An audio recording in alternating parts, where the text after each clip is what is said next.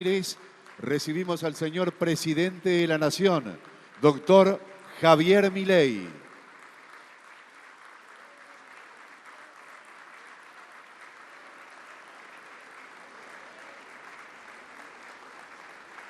Lo acompaña el señor presidente de la Bolsa de Comercio de Buenos Aires, Adelmo Gavi,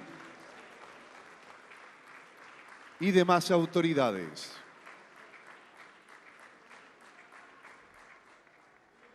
Se encuentran presentes además ministros del Gobierno Nacional y autoridades nacionales, provinciales y de la Ciudad de Buenos Aires. Los señores vicepresidente, secretario y tesorero de la Bolsa de Comercio de Buenos Aires, embajadores y representantes extranjeros, autoridades del sistema bursátil y del mercado de capitales argentinos, presidentes de entidades amigas, socias y socios de esta institución, invitados especiales, señoras y señores, sean ustedes bienvenidos.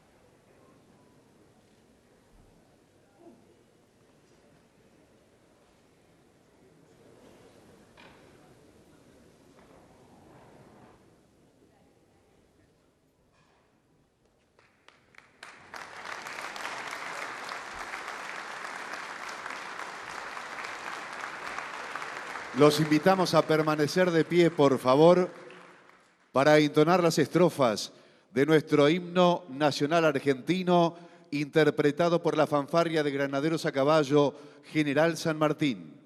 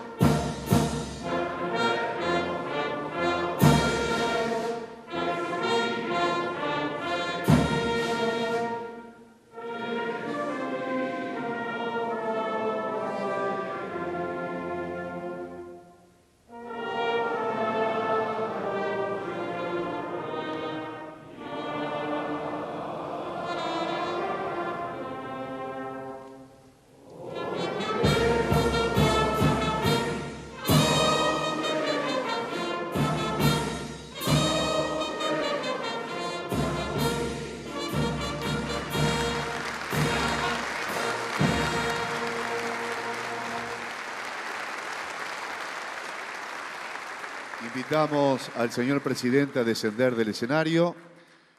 Pueden tomar asiento, muchas gracias. Para escuchar a continuación las palabras del señor presidente de la Bolsa de Comercio de Buenos Aires, don Adelmo Gavi. Buenas tardes. Señor presidente de la Nación, doctor Javier Milei, ministros del Gobierno Nacional y autoridades y funcionarios nacionales, provinciales y de la ciudad, embajadores y representantes extranjeros, autoridades del sistema bursátil y del mercado de capitales argentinos, presidente del denominado Grupo de los Seis y entidades amigas, queridas socias, queridos socios,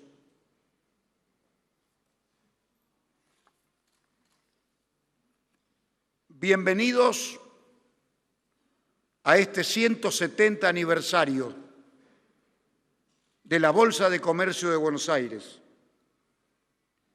Como decimos siempre, desde este escenario, cumplir años, crear una empresa o generar una entidad sin fines de lucro lo puede hacer cualquiera. Pero para trascender en el tiempo se necesitan valores inquebrantables como la transparencia, el respeto por las libertades individuales y el cumplimiento irrestricto de la palabra empeñada. Trascender implica nunca olvidar nuestras fuentes y abrazar las ideas de la libertad como forma de vida. En esta institución albergamos protagonistas con más de 100 años de existencia, empresas jóvenes y miles de pymes y emprendedores que sueñan con convertirse en grandes compañías. También más de 14 millones de comitentes e inversores individuales a través de BIMA, bolsas y mercados argentinos, transformando sus ahorros en inversión productiva, en un mercado absolutamente formal y totalmente transparente, protegiendo siempre los derechos de los inversores minoritarios. Con orgullo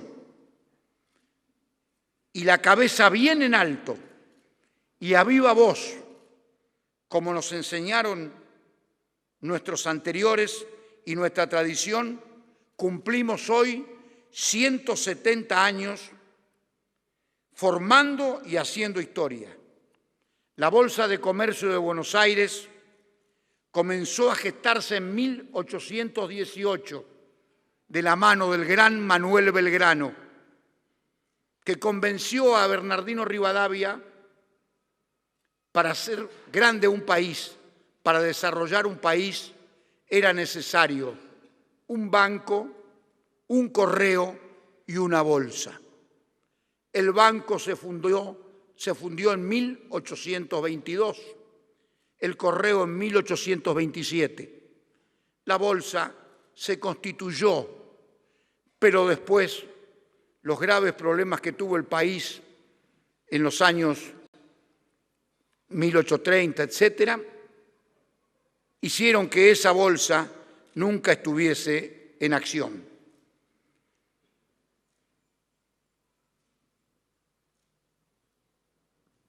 Pero en 1853, con la sagrada y extraordinaria Constitución Nacional de ese año, tomó nuevo impulso y a solo un año de aquel momento y bajo las banderas de Juan Bautista Alberdi, el gran tucumano, nació la Bolsa de Comercio de Buenos Aires. Fue un 10 de julio y es la institución económica más antigua que tiene el país. Solamente hay alguna institución social que tiene 3 o 4 años más, que entiendo es el Club del Progreso.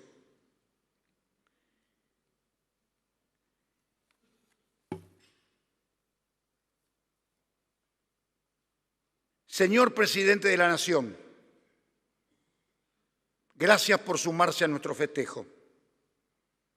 Gracias por honrar nuestros principios fundacionales. Valoramos que siempre usted vaya con la verdad.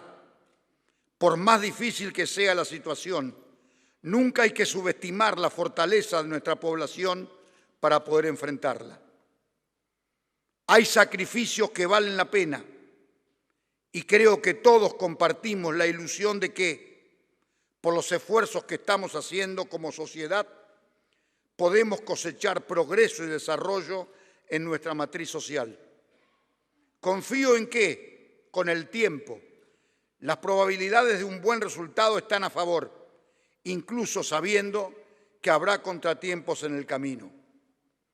Cuando una sociedad se enfrenta a problemas como la inflación, la delincuencia o la corrupción que obstaculizan la creación de empresas, los inversores, los emprendedores, los profesionales, los jóvenes se marchan del país hacia otros lugares.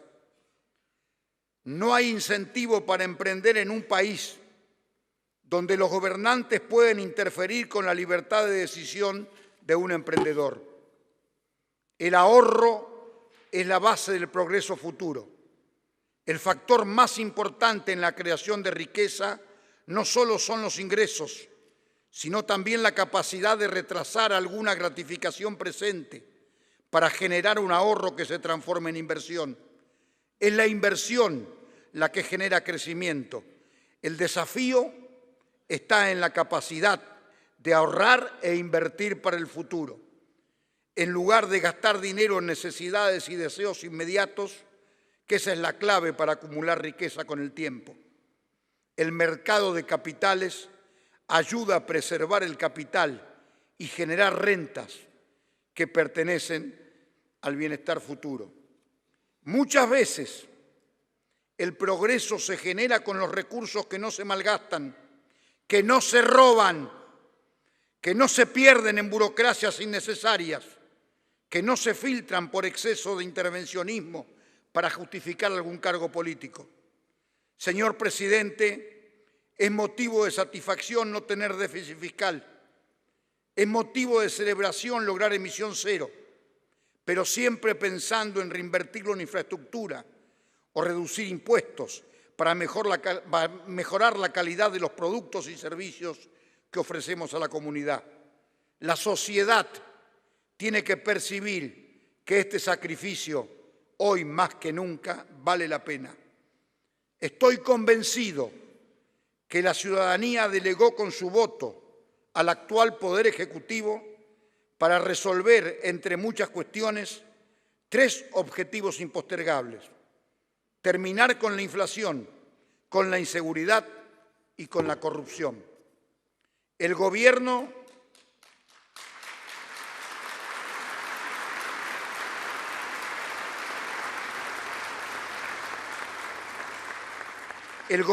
decidió cortar radicalmente el déficit y con ello también la emisión monetaria. Festejamos el anuncio de emisión cero. Es de esperar entonces que la inflación vaya a estar bajo control y asumir el desafío de paliar los costos colaterales como la recesión o la pérdida de empleos. Pero no pidamos que en solo 6 meses se resuelvan los desajustes de los últimos 80 años.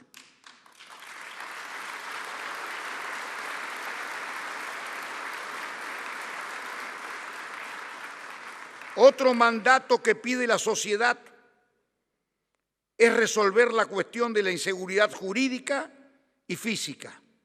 No hay inversiones de calidad sin seguridad jurídica y no hay inversores si no hay seguridad física.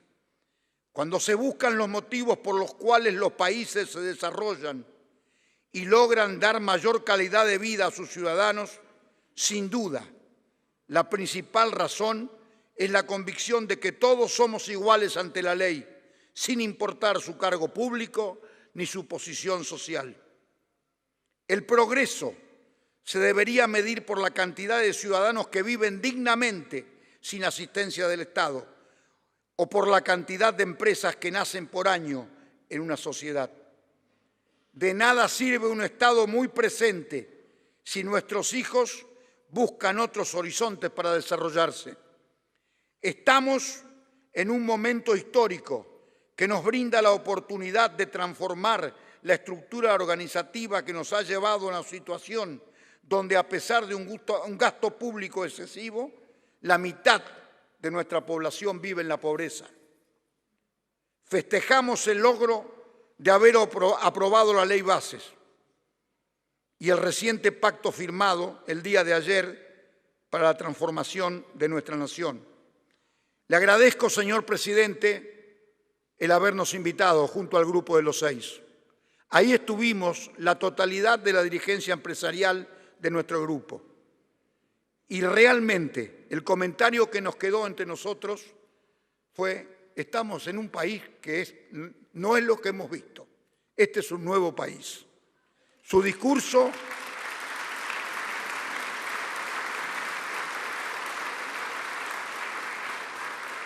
señor presidente, su discurso fue excepcional. Ya con muchos años sobre mis espaldas y también muchos años de dirigente empresarial, nunca pensé que podía escuchar un discurso de hablar de la libertad, del crecimiento, del desarrollo, del amor por la patria, como el que escuché en Tucumán. Gracias, señor presidente.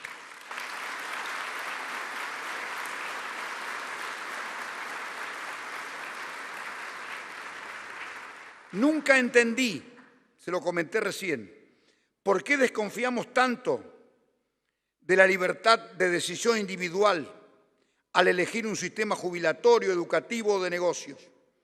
Nunca entendí por qué ponderamos la libertad en todos los aspectos sociales de la vida y la cuestionamos tanto en el ámbito económico. De a poco estamos recuperando la libertad de decidir. De a poco vamos recuperando la necesidad de ser protagonistas de nuestro propio destino. Personalmente, creo que estamos frente a un cambio cultural significativo, considerando al sector privado como el motor de la movilidad social. Sin embargo, para lograrlo, es esencial simplificar la burocracia, reducir los costos fiscales. Tengo la certeza de que estamos en ese camino y festejo, señor presidente, que así lo haya determinado. La meritocracia es la fuente de inspiración del progreso. Dignifica el trabajo que nos hace sentir que contribuimos de manera útil a la sociedad. El progreso motiva, moviliza y ayuda. Nuestro tiempo, dignidad y libertad representan la moneda de intercambio de nuestras vidas. Son los bienes más escasos y, por lo tanto, deberían ser los de mayor valor. Señor presidente, esta bolsa, junto a BIMA, Bolsas y Mercados Argentinos, le decimos que estamos preparados para la transformación, para ser protagonistas en el financiamiento de la inversión en infraestructura con acuerdos públicos y privados. Queridos socios, me escucharon muchas veces cerrar mi discurso con un enfático "compro Argentina". Por suerte, el tiempo me demostró que siempre nuestro hermoso país sale adelante, sale de cada crisis. Pero déjenme decirle que reaccionar, rebotar e incluso crecer no significa desarrollarse. Creo que esta vez la oportunidad de desarrollarnos sostenidamente, estoy completamente convencido, y a mi famoso "compro Argentina" le agregaría: compro y me mantengo siempre en mi país, la querida Argentina. Muchas gracias.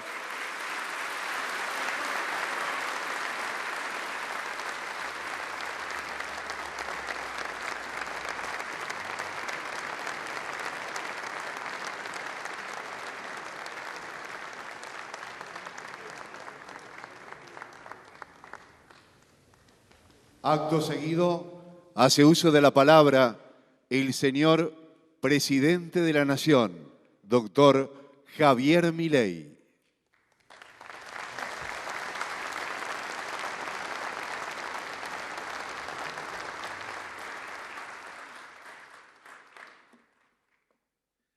Buenas tardes. En primer lugar, deseo darle las gracias a la Bolsa de Comercio y en especial a su presidente, Adelmo Gavi, por invitarme y por tremendas palabras. Les aviso que el discurso no va a ser tan divertido como el del otro día. Digo, este va a ser un discurso técnico, digamos, es otra tribuna. También quiero agradecer al querido Claudio Suchovicki, que fue quien hizo las gestiones para que yo pudiera estar aquí. Así que para mí es un placer enorme estar dando esta charla. La charla lleva por nombre Dinero, Precios y Tipo de Cambio, pero también se podría llamar emisión, inflación y devaluación. La charla está separada en dos partes. Hay una introducción teórica que creo que vale la pena hacer a la luz de la paupérrima calidad del debate doméstico, donde me sorprende a diario las carencias y falencias de nuestros profesionales en economía, lo cual hace que uno tenga que estar lidiando en algunos casos con la ignorancia y en otros casos o con egos exagerados que no pueden aceptar que se equivocan.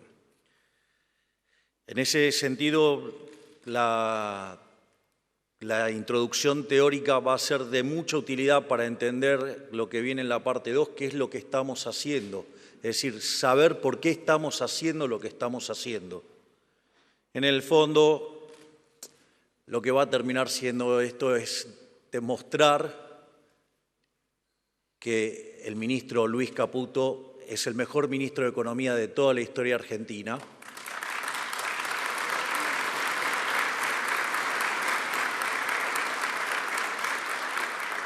Y que lo que está haciendo junto a Pablo Kirchner y con Santiago Bausili es una tarea enorme, monumental, y que solo la historia podrá dar cuenta del trabajo fabuloso que están haciendo, y que yo tengo el privilegio de ser el presidente que tiene este privilegio de tenerlos a ellos haciendo este trabajo. Por ende, hoy me vuelvo a poner el traje de economista también y voy a tratar de dar mi explicación de lo que está pasando y cómo vamos a terminar saliendo. Así es que no va a ser atractivo como el discurso de Tucumán. Lo primero que hay que comprender es la forma en la cual nosotros los economistas construimos la teoría económica, porque es con lo que después tenemos que, como caja de herramientas para aplicar y para tomar las decisiones que tomamos. Entonces, lo primero que hay que comprender cuál es la lógica, digamos, de lo que se llama equilibrio general. El equilibrio general es el mismo campo de aplicación que la macroeconomía, pero con microfundamentos. De hecho, hoy toda la macro moderna casi que se limpió totalmente de toda esa tierra, barro y pestes que implicó el keynesianismo. Pero bueno, eso pasa en otros lugares, acá no, entonces seguimos discutiendo, no sé, digamos, la cuadratura del círculo, el helado caliente, cosas que, digamos, bastante complicado. Cuando uno se plantea la cuestión del equilibrio general, básicamente uno se hace tres preguntas, es decir, si el equilibrio existe, si es único y si es estable. Eso, digamos, la construcción de ese equilibrio surge de las funciones de exceso de demanda y buscar si existe el vector de precios que deja todos todas las funciones de exceso de demanda en cero, es decir, que todos los mercados en equilibrio simultáneamente.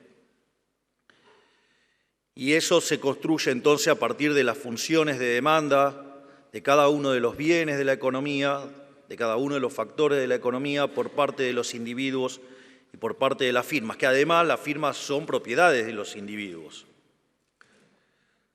Y esas funciones de demanda y oferta tienen una característica, básicamente, que son homogéneas de grado cero. Es decir, que sean homogéneas de grado cero quiere decir que depende de los precios relativos. A su vez, digamos, si esto uno lo mira, estas funciones de exceso de demanda, que se componen de las funciones de demanda menos las funciones de oferta para cada uno de los mercados, son funciones que lo que describen es que cada un precio que uno le da le contesta una cantidad. Pero eso no alcanza para, resolver el problema, porque, yo puedo tirar un vector de precios y me va a devolver un vector de cantidades y puede ser que ese vector de cantidades no sea de equilibrio. Entonces, los economistas creamos una ficción que se llama el subastador walrasiano, que lo que dice es que cuando la demanda supera la oferta, los precios suben y en el caso opuesto los precios bajan. Es decir, que si ustedes se fijan, es una función que cuando ustedes le tiran un precio, ahora les contesta una cantidad, o desde la cantidad le contesta un precio, para decirlo como corresponde. En ese sentido, en equilibrio general, también lo que construimos es una función compuesta entre estas funciones de exceso de demanda y la ley de Walras y el subastador walrasiano, y que si eso aplica en un conjunto que es convexo, cerrado y acotado y las funciones de exceso de demanda son continuas, entonces uno puede aplicar el teorema de punto fijo de Brouwer y entonces el equilibrio existe. Además, como estamos trabajando con funciones que son aplicaciones punto a punto, ese equilibrio es único y si asumimos que los efectos directos superan a los efectos cruzados, además el equilibrio es estable. Es decir, esas son las condiciones para las cuales uno, construye un modelo cuya solución existe, es única y es estable. Ahora, entonces lo primero que tenemos que tener claro que es este marco con el que trabajamos y es el marco donde pensamos y cómo diseñamos la política económica. Quiero contarles que la gran mayoría de los economistas no saben estas cosas, porque implica conocimientos de topología que no tienen. Entonces, por eso terminamos discutiendo cosas que verdaderamente son un sinsentido porque hay déficit de formación graves. Ahora, el otro problema es, que si yo tengo las características de este sistema, que es homogéneo de grado cero y que resuelve en precios relativos, quiere decir que ese sistema de ecuaciones no me contesta precios para todos los bienes. Me va a contestar precios para todos los bienes menos uno. De hecho, la ley de Walras dice, si n menos un mercado están en equilibrio, el restante también lo está, por lo tanto, es una ecuación redundante. Por lo tanto, no voy a poder resolver en n precios, sino voy a poder resolver en n menos 1 precios. Entonces, ahí es donde aparece la cuestión de lo que se denomina el numerario. Y el numerario es un bien que oficia como dinero y que básicamente es en el cual ustedes determinan el resto de los precios, de modo tal que el sistema le puedan encontrar una solución. Y en el fondo lo que está atrás de eso también son las características de lo que sería una economía de trueque. Ahora, el problema de la economía del trueque son dos, básicamente. Uno es lo que se llama el problema de la doble coincidencia. Es decir, yo, por ejemplo, le quiero vender algo a alguien, pero tengo que conseguir que justamente otra persona quiera comprar lo que yo tengo y él, además, tenga lo que yo necesito. Lo cual, en una sociedad grande, es un problema bastante complejo. Y aun cuando la tecnología me pudiera resolver esa situación, también tengo otro problema, que es Digo la indivisibilidad, porque puede ser que yo sí quiera comprar pan, puede que el panadero quiera charlas de economía, pero el problema es que cuántos kilos de pan me va a dar. Digo, no necesito y no quiero tampoco tantos kilos de pan. Asumo que van a estar un poquito más caras mis conferencias, en especial después de que hayamos sacado adelante la Argentina. En ese sentido, aparte saben que estoy comprometido fuertemente con eso porque renuncié a mi jubilación de privilegio. Así que más vale que haga las cosas bien porque si no después me va a ir mal en el post-presidencia.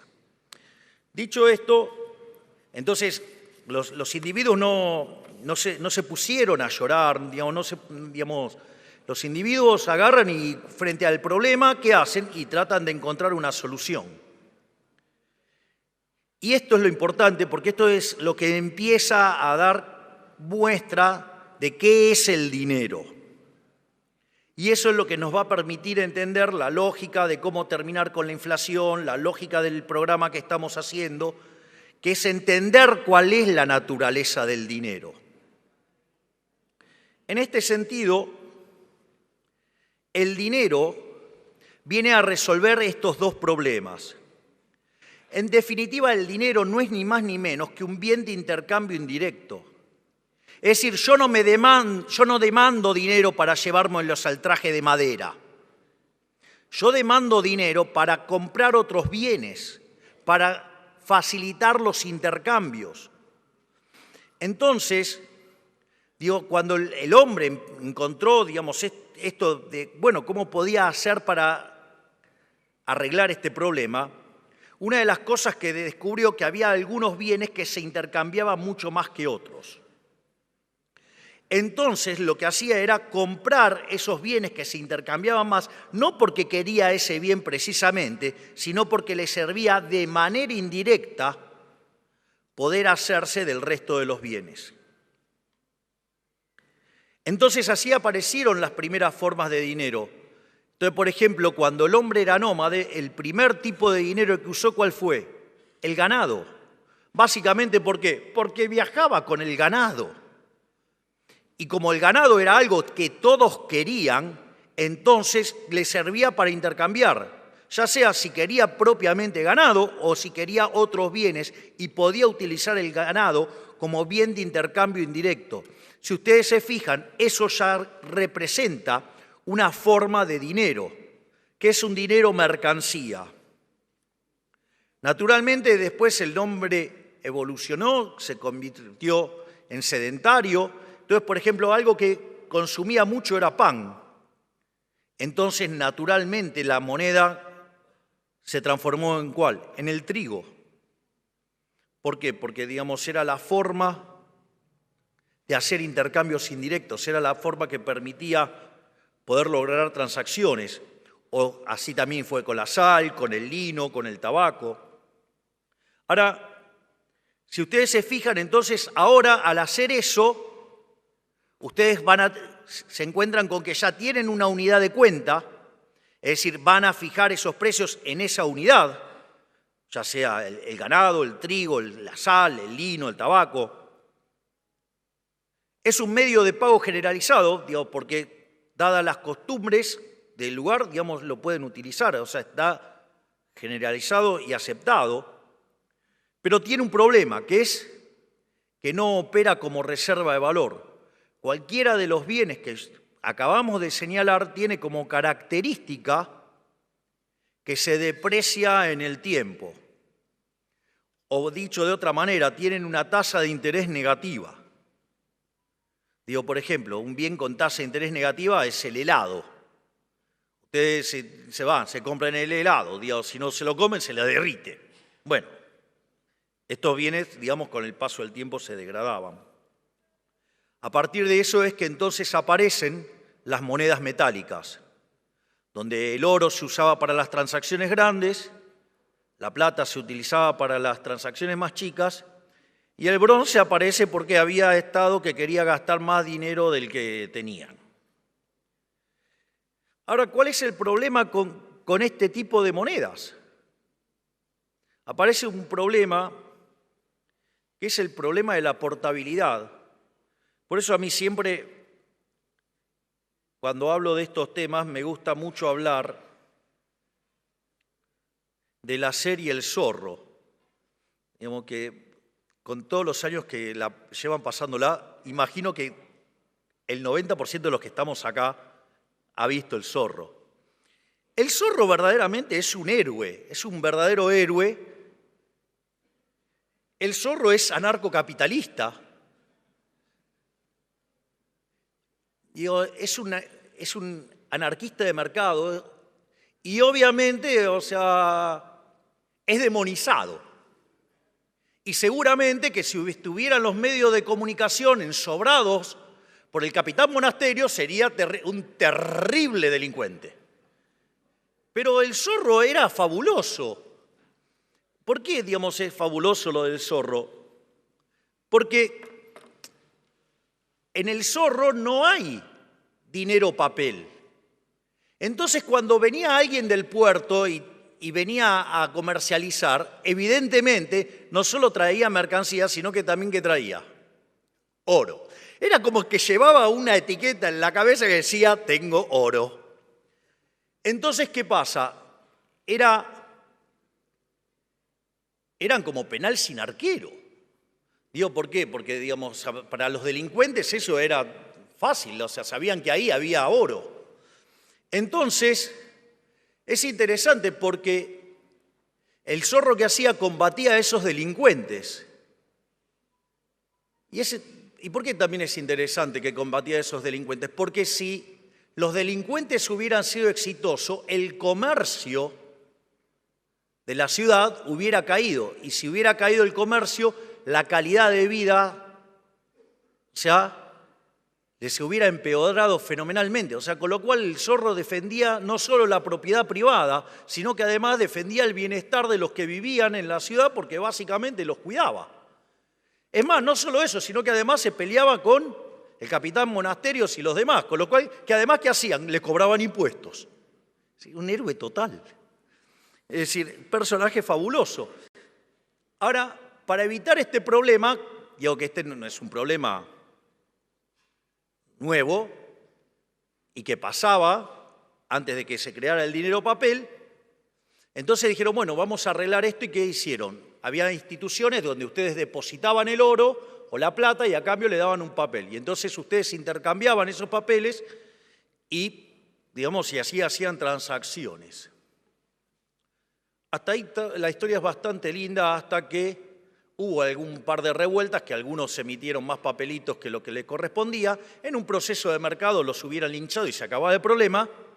Pero cuando apareció el linchamiento, apareció el Estado, alguna de las formas que haya tenido cuando apareció todo esto, y ¿qué hizo? Se apropió de eso, y entonces, en el fondo, se apropió de la maquinita de imprimir billetes, y como perdía valor, entonces, ¿qué hizo? Impuso el curso forzoso, y al momento que impusieron el curso forzoso, para que ustedes no pudieran sustituir monedas, los obligaban a demandar la moneda doméstica y por lo tanto le ampliaban la base del impuesto inflacionario para robarlos.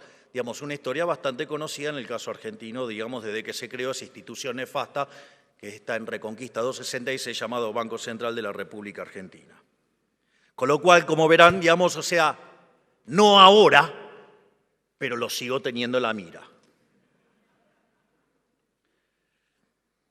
Entonces, ahora, ¿cuál es el punto? El punto es que si yo ahora entiendo la naturaleza de cómo aparece el dinero, primero que me resuelve un problema muy interesante, porque ahora, ¿qué voy a usar como numerario? Voy a usar como numerario el dinero. Al utilizar como numerario el dinero, ahora voy a poder resolver el sistema de ecuaciones del modelo de equilibrio general, todo en términos de precio de los bienes, en términos de unidades monetarias. Es decir, lo primero que me permite es que ustedes no tengan que estar mirando los precios relativos estrictamente, sino que van a estar mirando precios determinados en la moneda doméstica, o sea, en pesos. Es decir, con lo cual, en términos de manejo de información, es un ahorro bastante considerable. Imagínense si por cada cosa que van a comprar estuvieran, digamos, haciendo todas las cuentas todo el tiempo, o sea, sería bastante... Creo que pasaríamos más tiempo haciendo la cuenta que Igual seguramente encontraríamos la calculadora que lo resolviera, o sea, los hombres no nos quedamos quietos. Y tampoco necesitamos que el Estado nos arregle los problemas. Dicho esto, entonces, puesto así y sabiendo que el dinero es un bien de intercambio indirecto, eso quiere decir que la demanda de dinero es una demanda derivada, es decir, es una demanda espejo de lo que pasa en el lado real del sistema, con la demanda de bienes. Por lo tanto, si es una demanda espejo, si es una demanda derivada, que solamente existe a los fines de instrumentar mis planes de consumo presente y futuro, es decir, mi sendero intertemporal de consumo, por lo tanto, la demanda de dinero en el fondo va a depender del sendero de consumo. Y el sendero de consumo, en términos intertemporales, depende de lo que Robert Lucas Jr., que en paz descanse, decía, los parámetros profundos.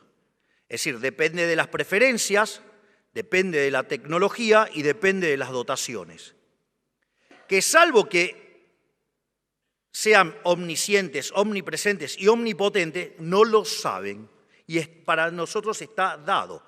Por lo tanto, en condiciones normales, si no estuviera el Banco Central imprimiendo billetitos, haciéndose una fiesta y arruinándole la vida a la gente, la demanda de dinero concretamente tendría que ser una función absolutamente granítica, porque depende de parámetros profundos de los cuales, o sea, están dados para cada uno de nosotros.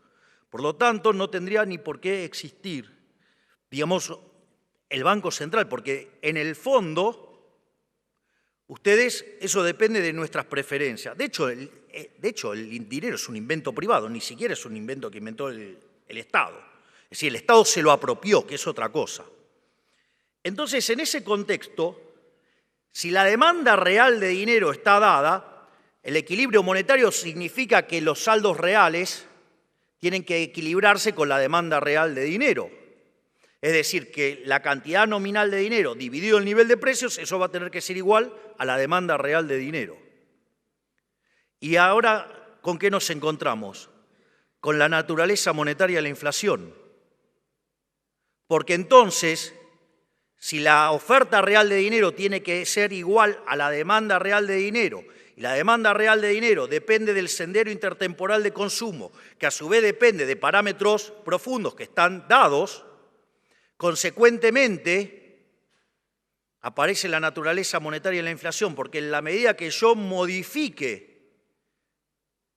la cantidad de dinero, lo que voy a estar es modificando el nivel de precios.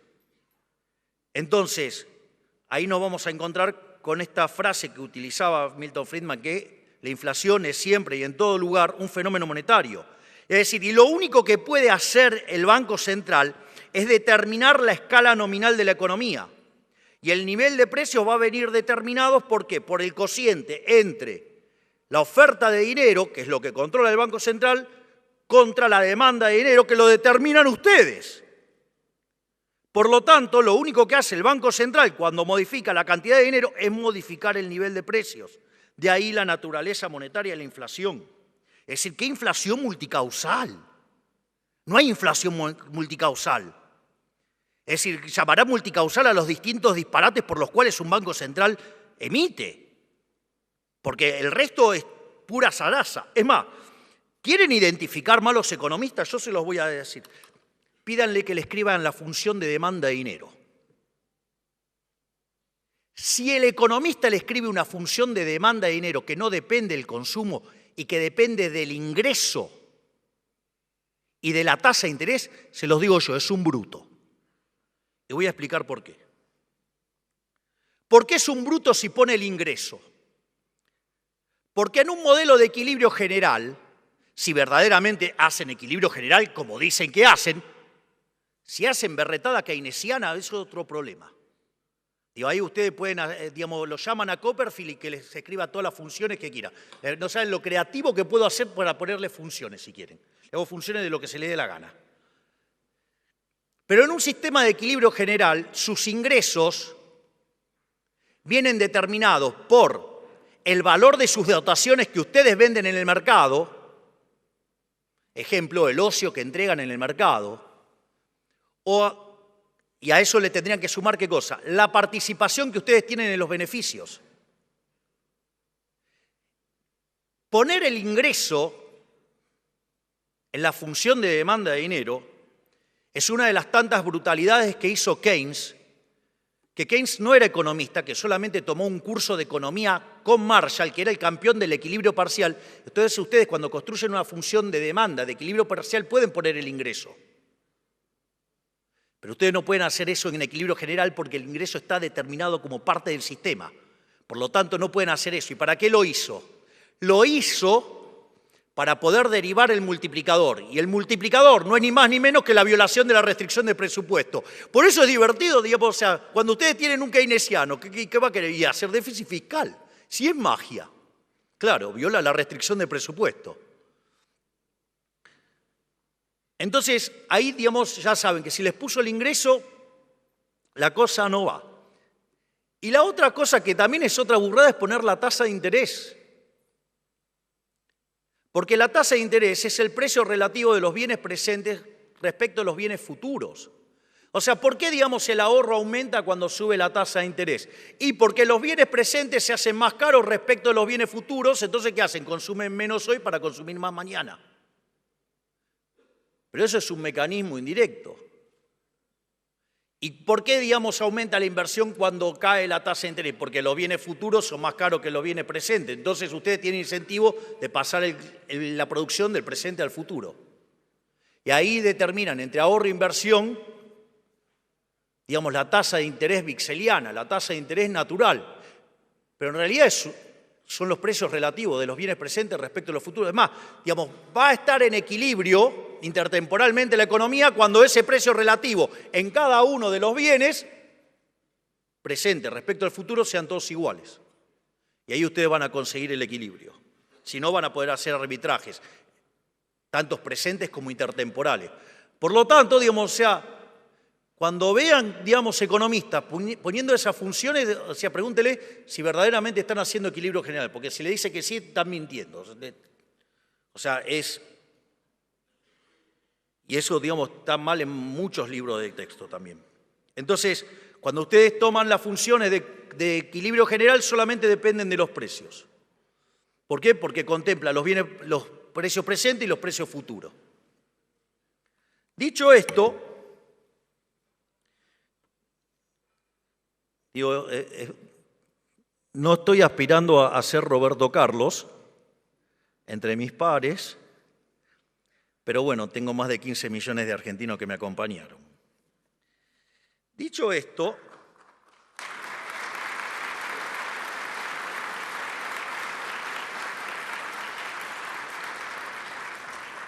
entonces, ¿qué es lo que pasa? Esto también tiene que ver con la definición de inflación. ¿Sí? Porque ustedes pueden usar la definición que más adoptaron los economistas después de la aparición de Keynes, que es la suba generalizada de precios. Bueno, si ustedes lo piensan en esos términos, no va a faltar el cavernícola que quiera arreglar el problema, ¿cómo? Controlando precios. Hay un pequeño detalle que viola el derecho de propiedad y que eso, digamos, hace que entonces la oferta se retire y consecuentemente le genere la escasez. Pero, digamos, o sea, pero la gran mayoría de los economistas, ustedes le preguntan qué es el mercado y empiezan a tratar de describirle un dibujito y no saben que atrás de ese dibujito hay derechos de propiedad, hay un montón de cosas. Pero al margen de eso, entonces cuando ustedes generan un exceso de oferta, ya sea o porque sube la oferta o porque cae la demanda o pasan las dos cosas a la vez, lo que va a ocurrir es que el poder adquisitivo del dinero cae. Es decir, que todos los precios expresados en unidades monetarias suben. De hecho, salvo que ustedes estén haciendo desastres con la tasa de inflación y terminen pulverizando la demanda de dinero, Ustedes lo que van a tener es que cuando suban la oferta de dinero, eso va a llevar a una pérdida de poder adquisitivo del dinero y todos los precios expresados en unidades monetarias van a subir. Por eso, era sabia la Carta Orgánica original del Banco Central que decía, es misión fundamental del Banco Central preservar el valor de la moneda. No le salió, ¿no? Porque sacarle 13 ceros a la moneda, le podríamos sacar 3 más, claramente no le salió. Lo bueno es que sepamos que nunca le va a salir bien. Pero más allá de eso, ahí también aparece otra chantada de los economistas que se llama el pass-through, el paso de la devaluación a precios. Es una tontería del tamaño de una casa. ¿Por qué es una tontería? Porque si la inflación, es siempre y en todo lugar un fenómeno monetario generado por un exceso de oferta de dinero que lleva a una pérdida de poder adquisitivo del dinero, todos los precios expresados en unidades monetarias suben. O sea, el tipo de cambio es un precio más, es el precio de una moneda extranjera, no sé, el dólar, el precio del dólar. Entonces sube porque en realidad no es que sube el dólar, está perdiendo poder adquisitivo el peso.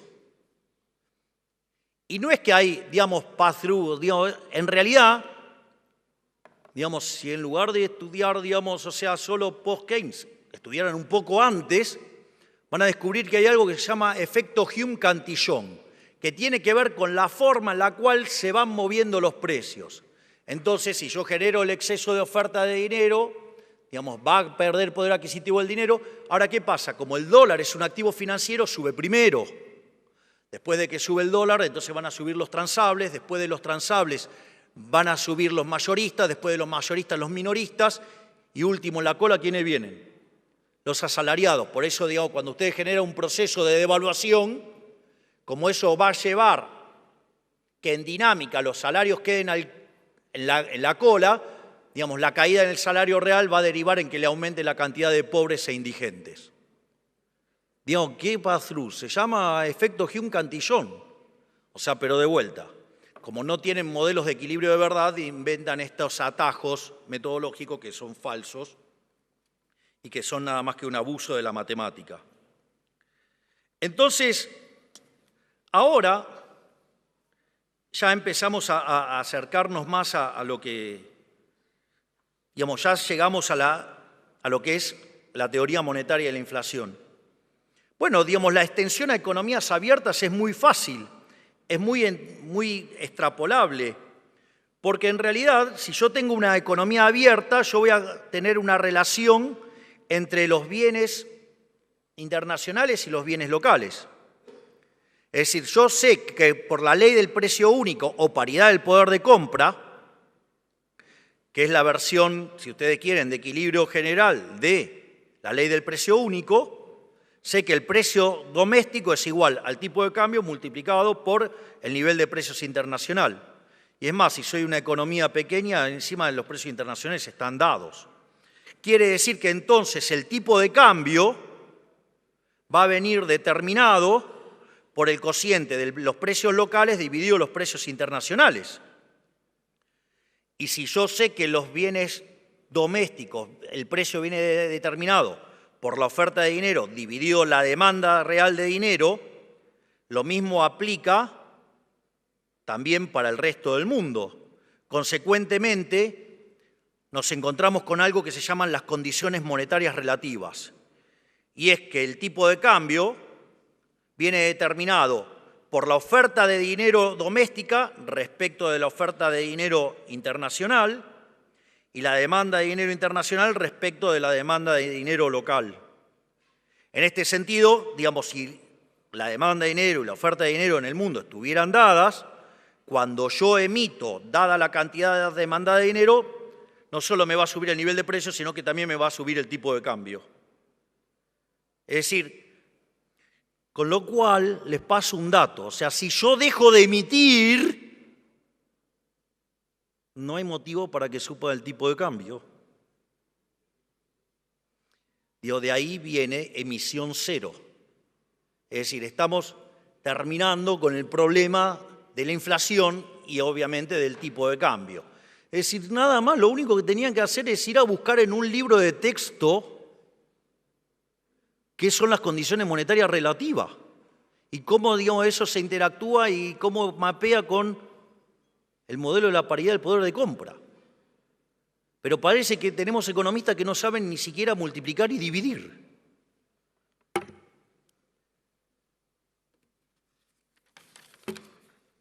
Entonces, ahora, ¿qué nos encontramos? Nos encontramos con la política monetaria.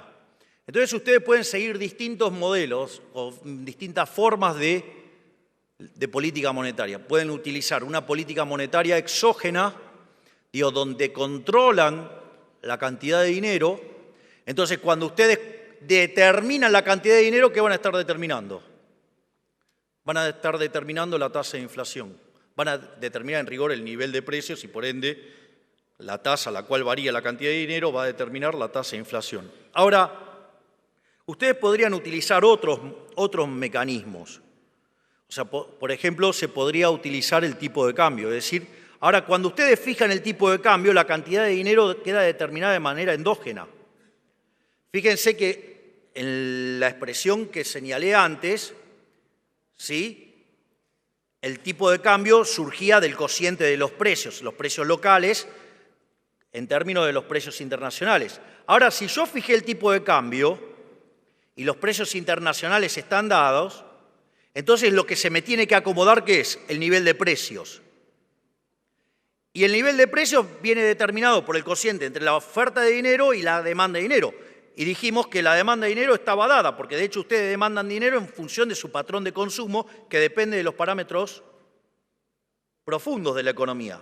Por lo tanto, la oferta de dinero, ¿qué va a pasar? ¿Se va a ajustar a qué?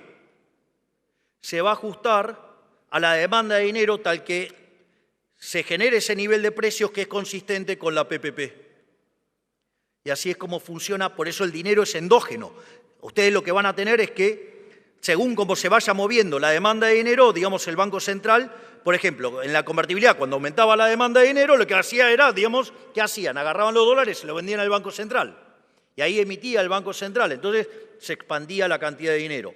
Y cuando ustedes no querían dinero, digamos, iban y le vendían los pesos al Banco Central, se llevaban los dólares y caía la cantidad de dinero. ¿Es la única forma de hacer la política monetaria endógena? No. Podrían agarrar y pensar en términos de controles de precios y fijar los precios. Ahora, si ustedes van a fijar los precios y el precio internacional está dado, el tipo de cambio ya les quedó determinado. No se empeñen en querer fijar el tipo de cambio y fijar los precios porque, salvo que de vuelta, sean tan fatalmente arrogantes que creen que pueden determinar todos los precios de la economía, para lo cual habría que ser omniscientes, omnipresentes y omnipotentes, o sea, deberían ser el creador. Hay algunos economistas que tienen un ego que creen que pueden, pero les diría que no pueden. Digamos, Hayek les demostraría claramente que eso no se puede hacer.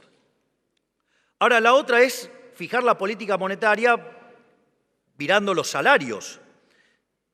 Y si ustedes los miran los salarios, ustedes podrían ahí construir un bicho monstruoso donde los precios son un markup sobre los costos, siendo el costo el salario, y ahí hasta más pueden derivar el modelo de puja distributiva. Ahora, lo otro que hay que decir es que el modelo de puja distributiva es, digamos, si todo lo que dije antes los economistas es de brutos, bueno, esto es muchísimo más bruto.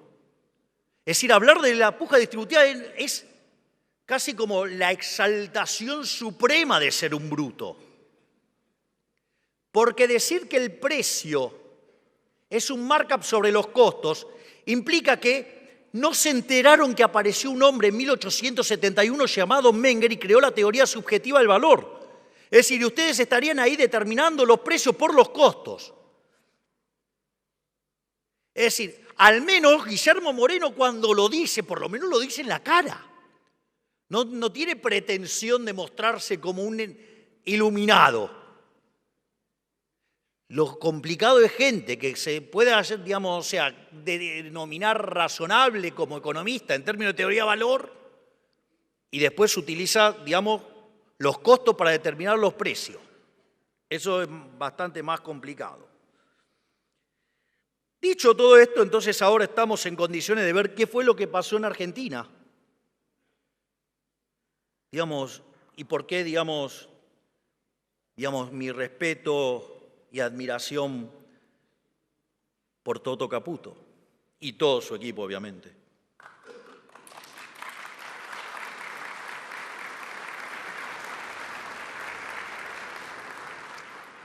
Como bien decía Adelmo, nosotros cuando ganamos, ganamos con dos mandatos muy claros. El tercero apareció luego.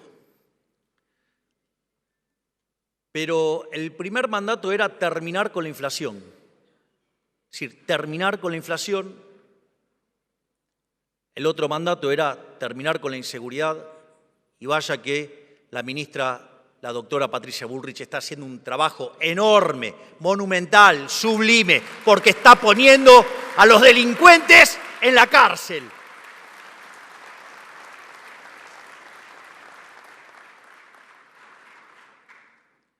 Y obviamente también un derivado, digamos, del ajuste que hicimos es que a la pobre ministra de Capital Humano le pegan por todo lado. ¿Por qué? Porque está descubriendo choreo por todo lado y entonces como está denunciando a todos los chorros, le pegan por todos lados. Pero, digamos, también estamos yendo por la corrupción.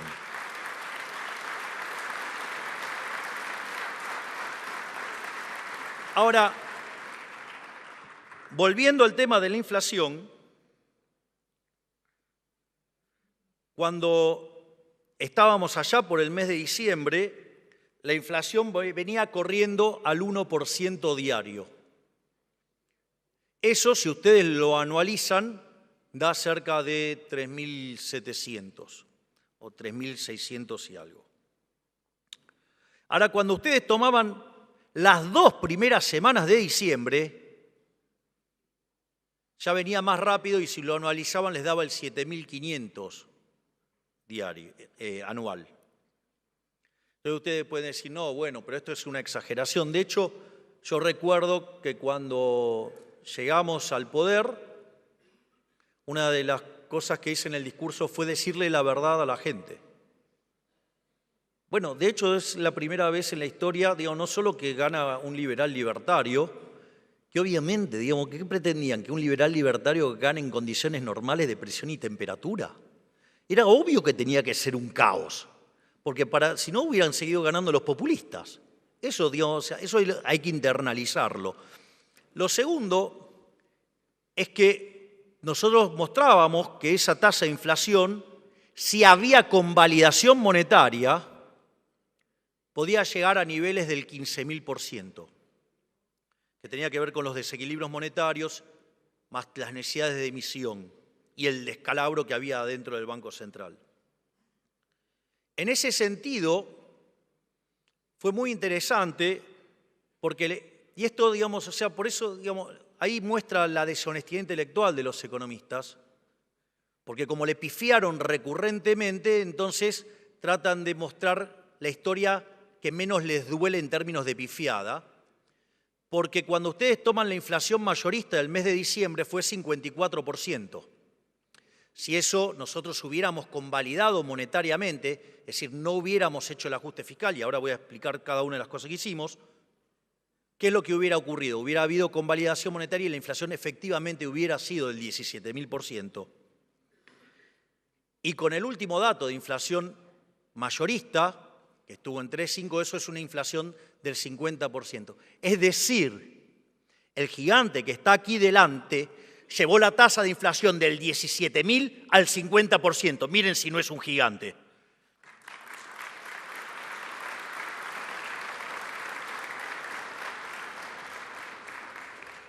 Ahora, pero entonces, ¿cómo funcionaba esto? Bueno, si nosotros decimos que la inflación es siempre y en todo lugar un fenómeno monetario generado por un exceso de oferta de dinero, que hace que el poder adquisitivo del dinero caiga y los precios expresados en unidad monetaria suban, lo que había que cortar era la emisión monetaria. Y ahí nos encontrábamos que teníamos un déficit consolidado de 15 puntos del PBI, donde 5 puntos estaban en el Tesoro y 10 puntos estaban en el Banco Central. Entonces, lo primero que hicimos fue ir a déficit cero. Esto es muy interesante porque nuestra hipótesis era lograrlo a lo largo del año 2024. Y ahí, digamos, el equipo de Toto tiró todo lo que había que tirar como para que lo pudiéramos lograr. Y hay algo que es muy interesante y que vale la pena que lo sepan. Es decir, nosotros decidimos cortar la obra pública de Cuajo, decidimos cortar las transferencias discrecionales a provincia de Cuajo, decidimos borrar a los intermediarios de la pobreza, con lo cual con el mismo dinero la gente estaba mucho mejor porque se bajaba el costo de transacción, o sea, el choreo. Tío. La gente Recuerdo que cuando, digamos, esa fue una acción coordinada entre la doctora Bullrich, la ministra Petovelo y el ministro Ferraro, que estaba a cargo de infraestructura. Una de las cosas que hicimos fue quitar la prestación del plan social. Cuando hicimos eso, verdaderamente nos dijeron de todo. La cantidad de cosas que le dijeron a la ministra Petovelo fueron enormes. Pero eso tenía un motivo. ¿Por qué? Porque los beneficiarios de los planes sociales cobran en una tarjeta. Pero ¿dónde está la trampa? Cuando necesitan que le verifiquen que habían tenido que trabajar. Y ahí era donde perdía la mitad del plan social. Entonces, en ese sentido, al quitar, dijimos que transitoriamente se quitaban la contraprestación. ¿Qué es lo que sucedió? No tuvieron que ir a firmar. Al no necesitar la firma, ¿qué pasó? Se le duplicaron los ingresos. Naturalmente, a los 3 días, el señor Beliboni nos estaba amenazando con una marcha, en la cual decía que iba a meter 50.000 personas en la plaza, cuando en realidad él decía ese número porque esperaba meter 100.000. Y ahí pusimos en marcha la nueva doctrina de seguridad, digamos, y el que cortaba la calle no iba a cobrar. Además, el que cortaba, digamos, además iba a tener consecuencias. Y no solo eso, sino que además utilizamos la red de transporte para comunicarle a la gente que no necesitaban ir a la marcha, que no tenían que ser extorsionados. Si eran extorsionados había un número para denunciar, que aviso que ya llevamos cerca de 20.000 denuncias, o sea, ejecutando, digamos, y haciéndole pagar consecuencias a aquellos que han extorsionado a los más vulnerables. Entonces, en ese sentido, ¿qué es lo que sucedió? Se quedaron sin poder de fuego. Y recuerdo que pusimos en la calle más de 12.000 efectivos y terminaron yendo 3.000.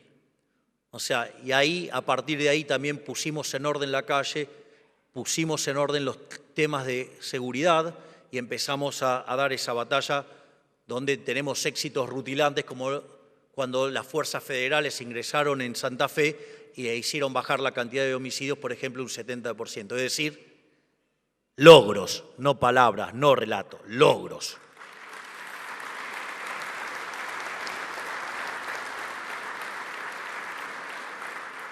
Y ni que hablar todos estos estafadores que están ahora paseando por la justicia y que van a pagar las consecuencias de haberle robado el pan a los más vulnerables. Volviendo al tema del ajuste fiscal, también, digamos, empezamos a eliminar los subsidios económicos y es muy gracioso porque cuando nosotros habíamos hecho campaña con una motosierra. También echamos un montón de empleados públicos y también, digamos, no les seguimos paso a paso la inflación a los salarios públicos. Y en ese contexto sí que hubo motosierra, pero aparecieron los catadores de ajustes. Es decir, unos chantas que decían que, por ejemplo, que no se podía ajustar más que 1% del PBI en un año, y que era un gran logro eso. Claro, frente al fracaso de que nosotros alcanzamos el déficit cero en el primer mes de gestión, empezaron con que no era sostenible. Tuvimos superávit también en febrero, en marzo, en abril, en mayo, junio, y en junio también, a pesar de la estacionalidad del pago del aguinaldo. Entonces empezaron los catadores de ajuste, o sea, los que no se podía hacer ajuste, ahora empezaron con la calidad del ajuste. Entonces era mucha licuadora y tijerita. Cuando ustedes repasan lo que estamos ajustando, más del 90% es motosierra. Pero bueno, digamos, necesitan lavar sus culpas. Los pifiadores seriales necesitan lavar sus culpas. Si no, vayan, agarren los reportes que hacían en diciembre. Miren cómo le pifiaron todos. Ni les digo cuando decían que teníamos que poner el tipo de cambio en 600. Y si nos salía bien, el sendero de inflación que estimaban era más alto que el que tuvimos. Y después nos vienen a correr con el tipo de cambio real. Tienen un problema con el modelo. O sea, tienen un problema del modelo. Tienen mucha zaraza y poca matemática, por decirlo de alguna manera. Dicho esto, ahora, ¿alcanzaba con eso? No, no alcanzaba con eso. Había que ir, porque eso solamente nos arreglaba 1/3 del problema. Los 2/3 restantes estaban en el balance del Banco Central. Y era fundamental terminar con el déficit cuasi fiscal. No solo porque eran 10 puntos del PBI, sino que teníamos un problema que era la emisión endógena. Y ahí también aparecieron otros problemas. Porque claro, muchos están acostumbrados a mirar cómo se hace la política económica afuera y de repente, no, y eso también, digamos, podríamos ir y levantar todos los informes de todos los que decían que había que poner la tasa de interés real en un terreno positivo. Ahora, si ustedes ponían la tasa de interés real en un terreno positivo, hoy estaríamos hablando que tenemos 10 veces los pasivos monetarios respecto a la base y estaríamos hablando del carry trade y de cuándo está ya la hiper. Es decir, con las visiones de esos genios. En lugar de hacer eso, pensamos más en términos de mercado y no en términos siomes de qué es la tasa de interés como problema monetario. Miren, digamos, la tasa de interés no es una cuestión monetaria.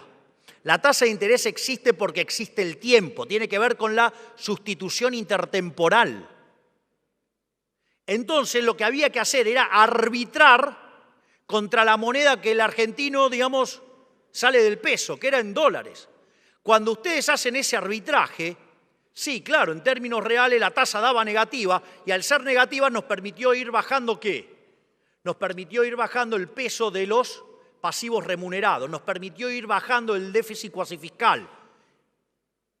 Y al mismo tiempo, digo, porque sigue habiendo chantas que dicen, no, Argentina es insolvente. Miren, ustedes para determinar si un país es solvente o no, tienen que mirar si la relación deuda-producto es no creciente. Eso, digamos, se resuelve matemáticamente con una fórmula que se llama progresión geométrica convergente. Ahora, si ustedes tienen déficit cero, la deuda no crece, por ende, ustedes están en un sendero no creciente. Consecuentemente, el déficit cero es la manera más brutal de todas de asegurar la condición de solvencia intertemporal. Por eso es que el riesgo país pasó de 2.900 y llegó a tocar en algún momento 1.100 y algo, hasta que el Congreso empezó a hacer de las suyas con los degenerados fiscales, queriendo gastar como locos, y bueno, el mercado nos pasó la factura. Y como, digamos, todavía tenemos control de capitales, si ustedes compran dólares de manera indirecta, no de manera directa, al pegarle por la vía de la solvencia al precio de los bonos, está subiendo el dólar. Y sí, claro, mientras que los degenerados fiscales quieran hacer de las de ellos, y sí, lo van a ver en el precio de los bonos y obviamente lo van a ver en el dólar. Ahora, yo les voy a decir algo. Si los degenerados fiscales quieren pasar leyes que vayan contra el equilibrio presupuestario, ¿saben qué? Las voy a vetar todas. No voy a entregar el resultado fiscal.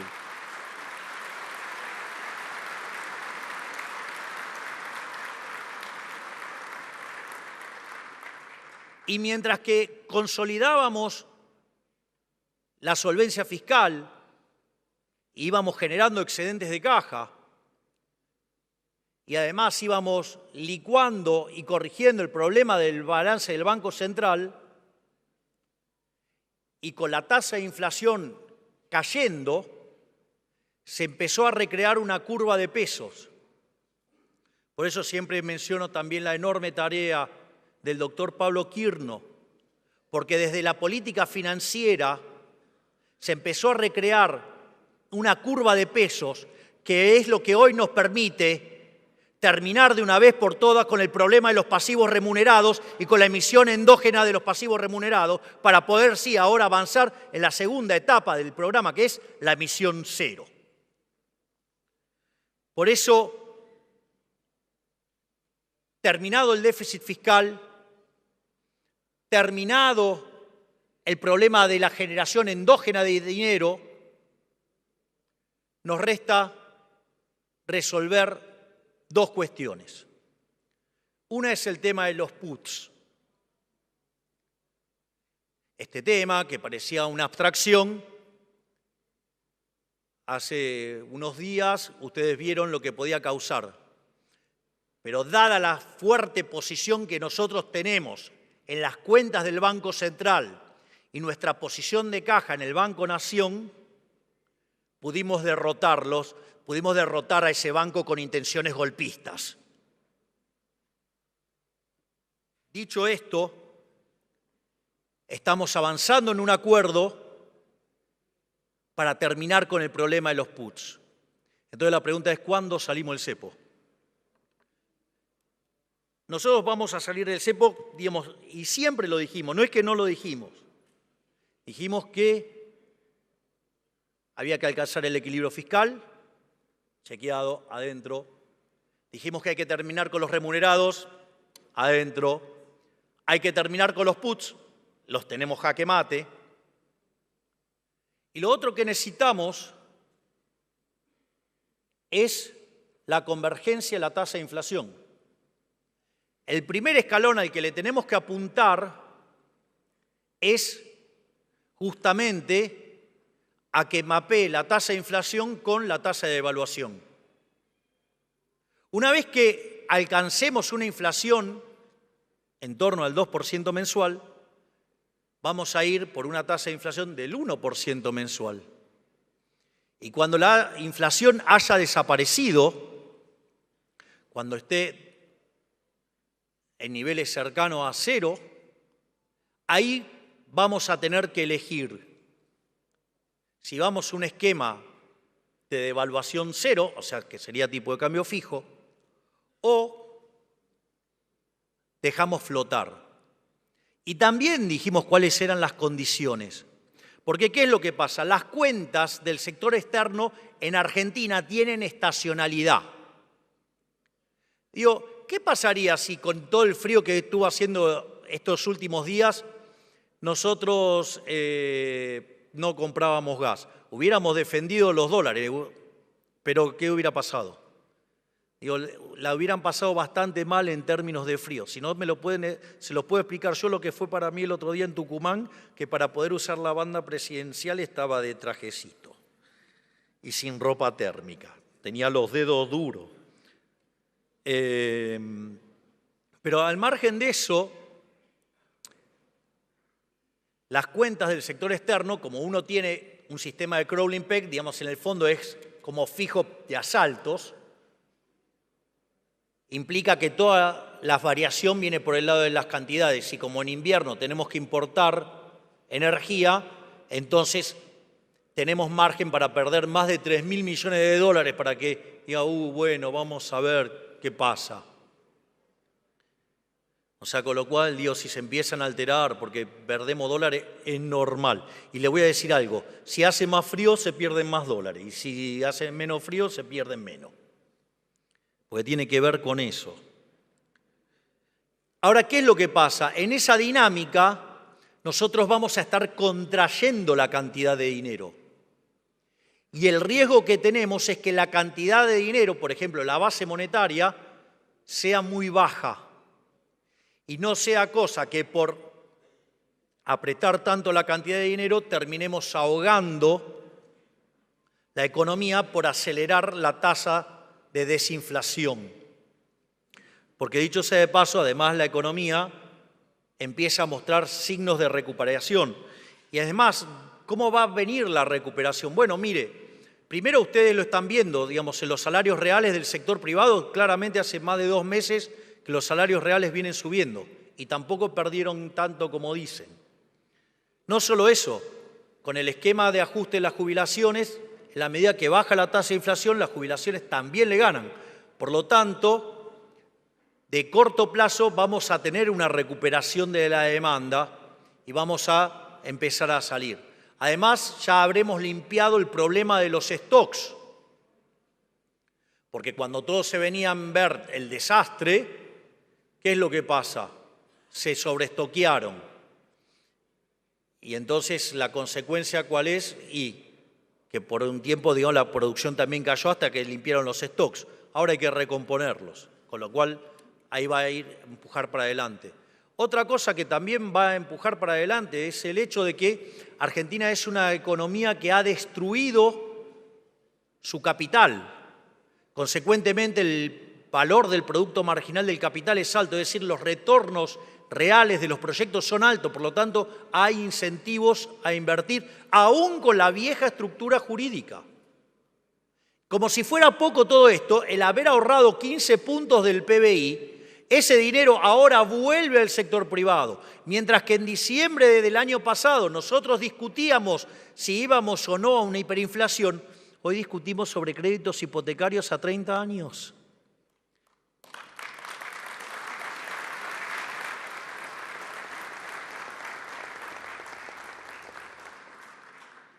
Entonces, como si todo esto fuera poco,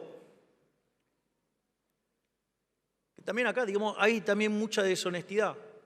Logramos pasar la ley Bases con solamente el 15% de los diputados, con el 10% de los senadores, pasamos la reforma estructural más grande de la historia argentina, porque es 5 veces más grande que la reforma que hizo Menem. Y lo hicimos con la menor cantidad de legisladores en la historia. Gracias, Guillermo Francos.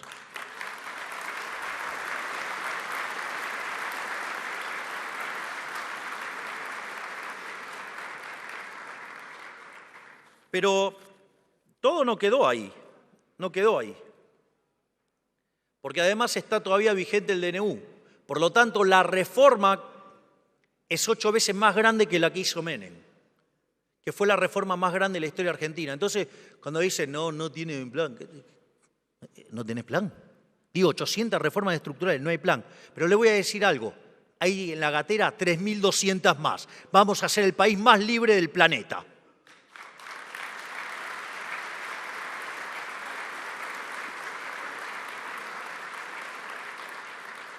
De hecho, con la reforma que hemos enviado, vamos a saltar 90 puestos en términos de libertad económica.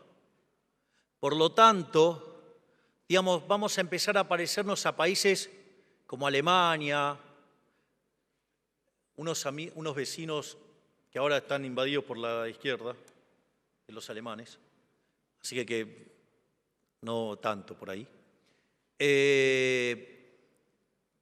Y en ese sentido, eso nos pone en un sendero de muchísimo crecimiento económico, pero de vuelta, nuestro objetivo es ser el país más libre del planeta Tierra. Y conforme, además, cuando terminemos el proceso de estabilización y abramos el cepo, eso además también va a repotenciar aún más el crecimiento económico porque va a permitir que venga inversión directa extranjera. Y toda esa situación en la cual se va a generar crecimiento económico, ahí hay que tomar decisiones. ¿Por qué? Porque cuando la economía empieza a crecer en serio, ya sea porque tiene bajo el stock de capital per cápita, ya sea porque tiene bajo los salarios, porque, digamos, lo que ustedes quieran, porque además estamos aportando 15 puntos de ahorro adicionales para fogonear el crecimiento, pero además tenemos las reformas estructurales y todo esto va a empezar a generar un crecimiento económico de largo plazo más grande. Es decir, vamos a entrar en un sendero de crecimiento más alto. ¿Y cuál es el punto central? Eso también va a generar ¿qué? Recursos fiscales. Yo me comprometo acá ante ustedes que esos recursos no van a ser para aumentar el gasto público. Esos recursos adicionales que genere el crecimiento se van a utilizar para bajar impuestos, para devolverle la libertad a los argentinos y para volver a crecer en serio.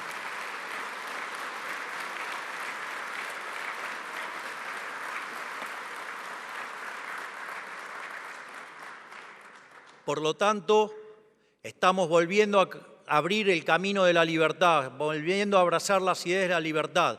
Y si nos mantenemos en este camino y entendemos que esta vez el esfuerzo sí va a valer la pena, en 30 o 40 años vamos a ser nuevamente una de las máximas potencias mundiales, todo abrazado a las ideas de la libertad. Así es que muchísimas gracias y ¡viva la libertad, carajo!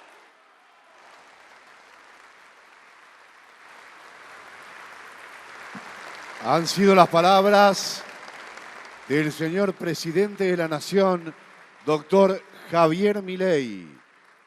Muchísimas gracias por vuestra participación. Que tengan una excelente jornada. Muy buenas noches.